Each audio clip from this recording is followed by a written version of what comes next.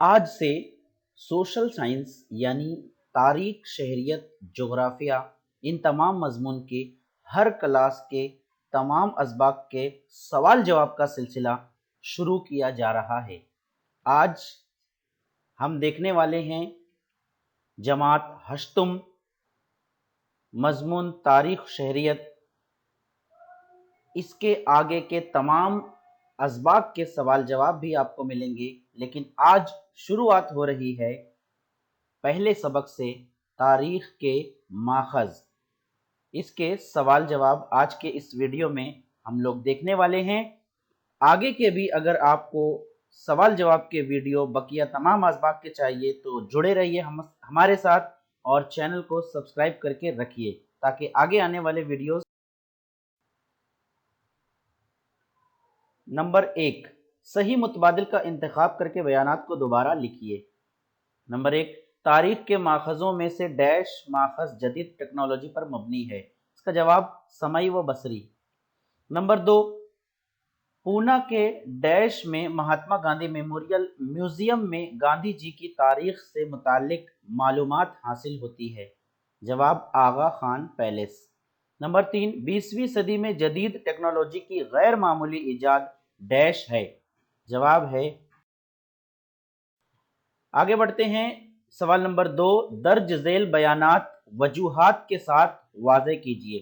Number 1، برطانوی دور میں اخبارات سماجی بیداری کے وسائل کی حیثیت سے بھی کام کر رہے تھے۔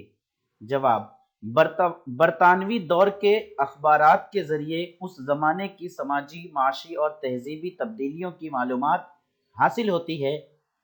گیانودے، گیان پرکاش، کیسری، دین بندھو، امرت بازار وغیرہ اخبارات عوامی بیداری کے اہم ذرائع تھے۔ نمبر 2، فوٹو کو جدید بھارت کی تاریخ کا مطالعہ کرنے کے لیے نہایت قابل اعتبار ماخذ تسلیم کیا جاتا ہے۔ جواب، فوٹو کے ذریعے فرد اور واقعات جس طرح واقع ہوئے ہیں اس کی بالکل صحیح معلومات حاصل ہوتی ہے۔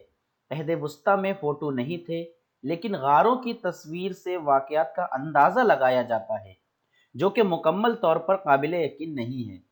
اس کی بنسبت فوٹو کو جدید بھارت کی تاریخ کا مطالعہ کرنے کا قابل اعتبار ماخذ تسلیم کیا جاتا ہے۔ نمبر 3، نوٹ لکھیے۔ فوٹو۔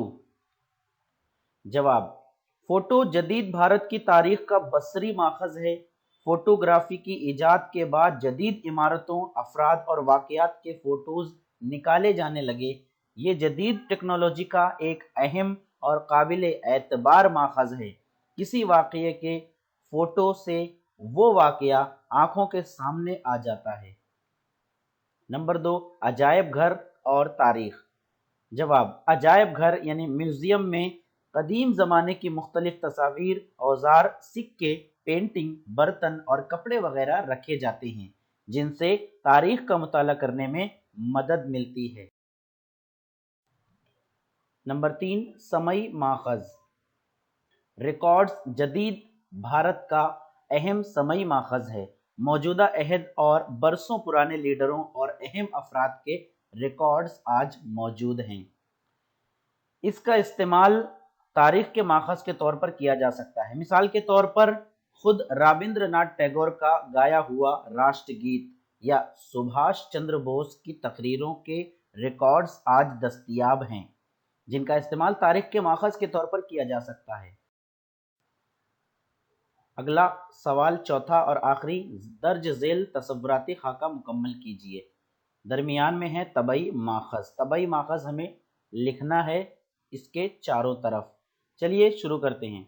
نمبر 1، عمارتیں، سکے، مجسمے، مہریں، برتن، زیورات، ہتھیار اور قلعے وغیرہ اور بھی کئی ماخذات ہو سکتے ہیں جو کہ طبعی ماخذ ہیں۔ یہاں پر آپ کو 8 بتائے جا رہے ہیں۔